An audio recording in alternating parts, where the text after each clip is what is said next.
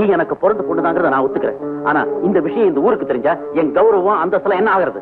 அதை நீங்க எங்க அம்மா கூட பழகிறதுக்கு முன்னாடி நினைச்சிருக்கணும். எங்க அம்மா தான் இந்த உலகத்தை விட்டு போயிட்டாங்க. அப்பாவான நீங்களே அனாதைய வாழ சொல்றீங்களே, இது என்ன நியாயம்? நியாய அநியாயத்தை பத்தி பேசுறதுக்கு நேரம் கிடையாது. உனக்கு வேண்டிய பணம் தரேன், அதை எடுத்துக்கிட்டு இந்த ஊரை விட்டு போய் எங்கேயாவது நிம்மதியா இரு. எனக்கு நிம்மதி பணத்துல இல்ல, உங்களை அப்பான்னு சொல்றதுலதான் இருக்கு. எந்த ஊரையும் உங்க மகன் ஏத்துக்குங்க.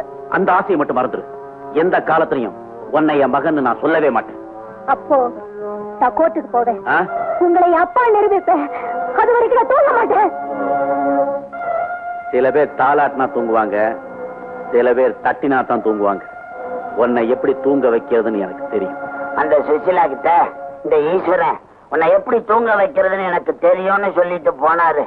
ஆனா சத்தியமா எனக்கு அவர் அந்த பொண்ணை எப்படி தூங்க வச்சாரு தெரியாது மச்சான். ஹலோ, ஹாஸ்பிட்டலா? ஈஸ்வரன் ரூமுக்கு கொஞ்சம் கலெக்ஷன் கொடுக்குறீங்களா? ஈஸ்வரன் ஹியர். தாராசிங் உன்னை கொல்ல வந்தானா? வேண்டாமா, நான் ஹாஸ்பிட்டல் டிஸ்சார்ஜ் ஆகி நேரா ஃபேக்டரிக்கு வந்துடுறேன். வரும்போது எதுக்கும் பாதுகாப்பா கையில பிஸ்டல் எடுத்து வந்துரு. சொல்லுங்க.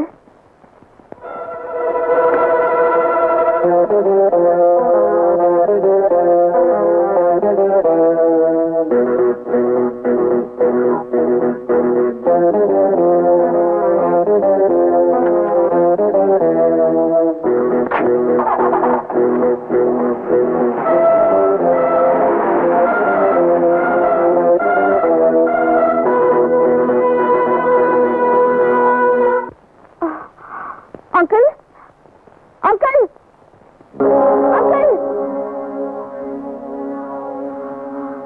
அம்மா வா, உனக்காகத்தான் நான் இவ்வளவு நேரமா காத்துக்கிட்டு இருக்கேன். அங்கிள், நான் இங்க வந்து சேர்த்துக்குள்ள என் உயிரை போயிடுச்சு. அந்த துப்பாக்கி எப்படி கொடுமா? நான் மட்டும் முன்ஜாகிரதையா இல்லனா அந்த தாராசிங்க என்ன கொலையே பண்ணிருப்பா. உன்னை கொலை செய்ய சொல்லி தாராசிங்க அனுப்பிச்சதே நான் தான். நான் சொன்ன மாதிரி தாராசிங் செஞ்சிருந்தா இப்ப இந்த துப்பாக்கிக்கு வேலையே இருந்திருக்காது. அங்கிள், நீங்க என்ன கொலை செய்ய போறீங்களா? போறதுதான் போற. எல்லா உண்மைகளையும் தெரிஞ்சுக்கிட்டே போ. சுசீலா என் பொண்ணுதான். அவளை கொலை செஞ்சு சிரஞ்சீவி மேல பழிய போட்டதும் நானே தான். சுசீலா உங்க பொண்ணா? ஆமா. 20 வருஷத்துக்கு முன்னாடி சுசீலா அம்மாவோட எனக்கு பழக்கம் ஏற்பட்டுச்சு. அதன் விளைவு சுசீலா பிறந்தா. அவ அம்மாவை கொலை செஞ்ச விஷயம் சுசீலாவுக்கு எப்படியோ தெரிஞ்சு போச்சு. அவ தன்னை என் மகளா ஏத்துக்க சொல்லி என்கிட்ட கெஞ்சினா. நான் முடியாதுன்னு சொல்லிட்டேன். கோர்ட்டுக்கு போறதா பயமுறுத்தினா. அவ கோர்ட்டுக்கு போய் உண்மையை சொன்னா எனக்கு தூக்கு தண்டனை கிடைக்குங்கிறது நிச்சயம் தெரியும். அந்த நிலைமையில அவளை கொலை செய்யறதை தவிர வேற வழியே இல்லை.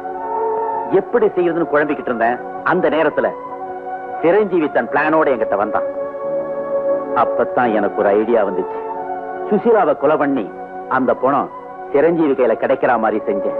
சிரஞ்சீவியோட பிளானுக்கு உதவி செய்யற மாதிரி நடிச்சேன். அதை நம்பி சிரஞ்சீவியும் ஜெயிலுக்கு போனான். நான் கவர்னர் கிட்ட போறேன்னு சொன்னதும் போய், என் கார் கீழே விழுந்ததும் போய், என் கால் உடைஞ்சதாக சொன்னதும் போய். நான் செஞ்ச தப்பு அந்த நெகட்டிவ்ஸை எரிக்காம விட்டதுதான். அது உன் கையில கிடைச்சு நீ சிரஞ்சீவியை காப்பாத்துவேன்னு எதிர்பார்க்கவே இல்லை. சிரஞ்சீவி வெளியில வந்த உடனே எனக்கு என்ன செய்யறதுன்னே தெரியல. அதனாலதான் அம்மாவாசி இந்த காரியத்துல இறக்கின.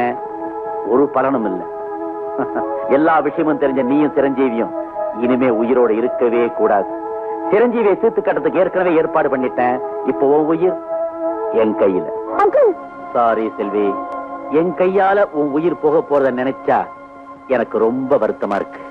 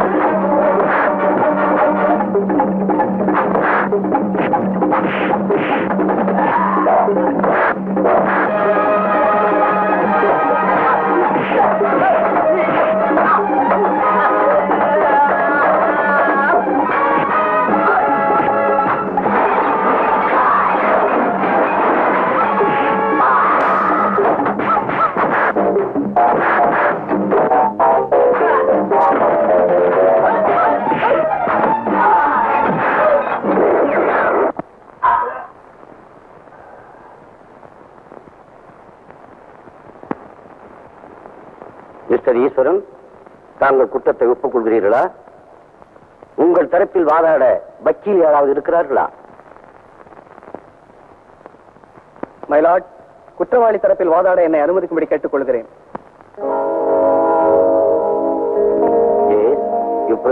குற்றவாளி குண்டில் நிற்கும் இந்த ஈஸ்வரன் தன் மகளை கொலை செய்திருக்கிறார். ஒரே சாட்சியான தன் மருமகளையும் கொலை செய்ய முயற்சி செய்திருக்கிறார். சட்டத்தின் பாதுகாப்பாக இருக்க வேண்டிய இவரே இந்த சட்டத்தை ஏமாற்றி இருக்கிறார். எனவே இந்த குற்றவாளிக்கு 302வது செக்ஷன் படி தூக்கு தண்டனை விதிக்க வேண்டும். ஆனால் இந்த தூக்கு தண்டனையால் சமுதாயத்துக்கு என்ன லாபம்? கொடூரமான கொலையாளி கொஞ்ச நேரத்தில் உயிரை இழக்கிறார். என்னை பொறுத்தவரை அது குற்றவாளிக்கு அளிக்கப்படும் விடுதலையாகவே கருதுகிறேன். It's right, it's proper, it's justice. No my lord, தான் செய்த குற்றத்தை உணர்வதற்காகத்தான் நாம் குற்றவாளியை தண்டிக்கிறோம். அப்படி உணர்வதற்கு ஆயுள் தண்டனை விதியுங்கள், சொந்தக்காரர்களிடமிருந்து பிரித்து வையுங்கள், கடுமையான வேலை கொடுங்கள், அவர்களை ஒரு நல்ல மனிதர்களாக தெரிஞ்சு நடமாட ஒரு வாய்ப்பை கொடுங்கள். தூக்கு தண்டனை என்ற பெயரில் ஒரு உயிரை பறிப்பது அநீதி, அக்கிரமம், அநியாயம். நாட்டுல எத்தனையோ குற்றவாளிங்க பொய் சாட்சியை காட்டி நிரபராதியா நடமாடிக்கிட்டு இருக்காங்க. ஆனா அதே சமயத்துல எத்தனையோ நிரபராதிகள் சரியான சாட்சி இல்லாம குற்றவாளியா தண்டனை அடைஞ்சுக்கிட்டு இருக்காங்க. போட்டோக்கள், டேப் ரெக்கார்டர்ல பதிவான வார்த்தைகள், பொய் சாட்சி, இதையெல்லாம் வச்சு ஒருத்தனை குற்றவாளின்னு சொல்லி நாம தூக்கு தண்டனை கொடுக்கிறோம்.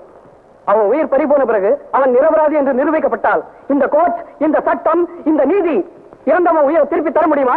அவன் குடும்பத்துக்கு உங்க பதில் என்ன? உயிர்களை படைக்க மனிதன் காரணமாக இருக்கலாம், ஆனால் அழிக்க காரணமாகவே இருக்கக்கூடாது. இதை நான் ஏன் சொல்றேன்னா, 20 வருஷத்துக்கு முன்னாடி ஒரு நிரபராதி குற்றவாளின்னு சொல்லி தூக்கிலிடப்பட்டார். அந்த கடைசி நிமிஷத்துல அவரோட மகன் தன்னோட அப்பா நிரபராதின்னு தெரிஞ்சிருந்து அவரை காப்பாற்ற முடியாம கத்துனா, கதர்னா, கலங்குனா. அந்த துர்பாகியசாலி வேற யாரும் இல்லை, நான் தான்.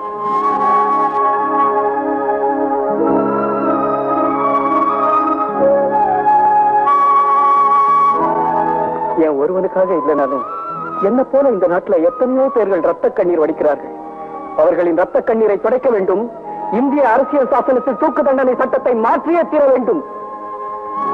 மை லார்ட், கடவுள் தந்த உயிரை பறிப்பதற்கு கடவுளுக்கு மட்டும்தான் உரிமை உண்டு என்று கூறினார் மகாத்மா காந்தி. அவர் பிறந்த இந்த புண்ணிய நாட்டில் ஒரு உயிரை தூக்கிலிடுவது வெட்கப்பட வேண்டிய விஷயம், வேதனைப்பட வேண்டிய விஷயம்.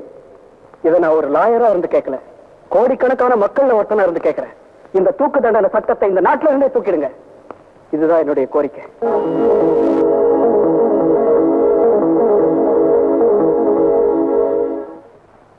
சுப்ரீம் கோர்ட் நீதிபதிகளான justice Bhagat Singh, justice Sarkaria, justice Ramasamy இவர்களின் அபிப்பிராயங்களை அனுசரித்து டிஃபென்ஸ் லாயர் மிஸ்டர் சிரஞ்சீவி வாதத்தை பரிசீலனை செய்த பிறகு குற்றவாளி ஈஸ்வரனுக்கு விதிக்கப்பட்டிருந்த தூக்கு தண்டனையை இந்த கோர்ட் ஆயுள் தண்டனையாக மாற்றுகிறது.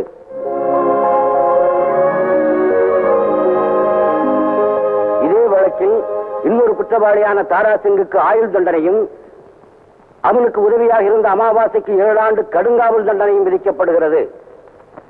தனிப்பட்ட ஒரு மனிதனின் அபிப்பிராயத்திற்கு சட்டப்படி மதிப்பு கொடுக்க வேண்டும். அரசியல் சட்டத்திலிருந்து தூக்கு தண்டனை நீக்கும் உரிமை அரசாங்கத்திடம் இருக்கிறது. தூக்கு தண்டனை நீக்கப்பட வேண்டும் என்பதை நான் மனமாற வரவேற்கிறேன். அதற்காக அரசாங்கத்திடம் நான் சிபாரிசு செய்கிறேன்.